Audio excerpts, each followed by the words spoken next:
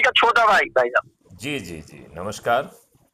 भाई साहब मैं झांसी में हूँ, एडिशनल डीएसपी जिला आतंक अधिकारी। जी और एक विजन 2047 चल रहा है, जी तो उसमें जनपद के रिटायर्ड आईपीएस आईएएस की सूचना मांगी है, मेल और फोन नंबर। तो जी जी, अगर आपकी अनुमति हो तो मेल और दे दीजिएगा तो मैं भेज दूं। मैं बिल्कुल भेज दूंगा, लेकिन सवाल ये आ, उठता है कि जो भी ये जी सूचना मांग रहा है उसकी हाँ। औकात हमें अच्छा भारत देने की है क्या? मैं ये नहीं कह सकता, जो कि अब तो उन्होंने निर्देश दिए मुझे, जो शैलवा कुमारी है नियोजन में मैं आपको आई है। बता रहा हूं, ये सभी आईएएस आईपीएस और सभी शासकीय सेवक जी जी ये इन राजनेताओं के चरण सेवक बन गए हैं। इन जी जी है देश की जनता पर गुलामों के ही नियम कानून थोपे हुए हैं। जी जी भैया। हमारी पुलिस है वो 1861 के पुलिस एक्ट से गवर्न हो रही है, जी जिसे अंग्रेजों ने भारतीय गुलामों को अपमानित करने के लिए, उत्पीड़ित करने के लिए और शोषित करने के लिए बनाया था। जी अब सवाल उठता है कि जी ये राजनेता हैं कैसे।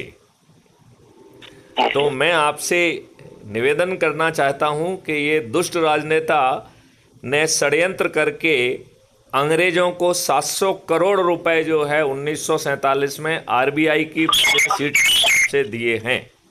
जी जी। आपको मालूम है किस चीज के लिए दिए हैं वो?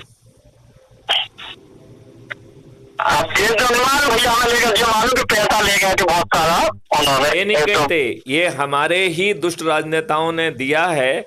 और इसमें दो कंपोनेंट थे। जी जी अंग्रेजों ने आपके ऊपर लाठियां भाजी, आपके जो है वयोवृद्ध लाला लाजपत राय को सड़क पर जो है ना कूट कूट के मार डाला।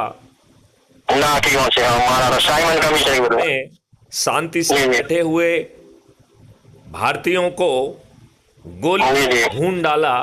ऐसे जी जी ऐसे अंग्रेजों को ताउम्र पेंशन कैलकुलेट करके एक मुश्त में 1947 में इन दुष्ट राजनेताओं ने दी।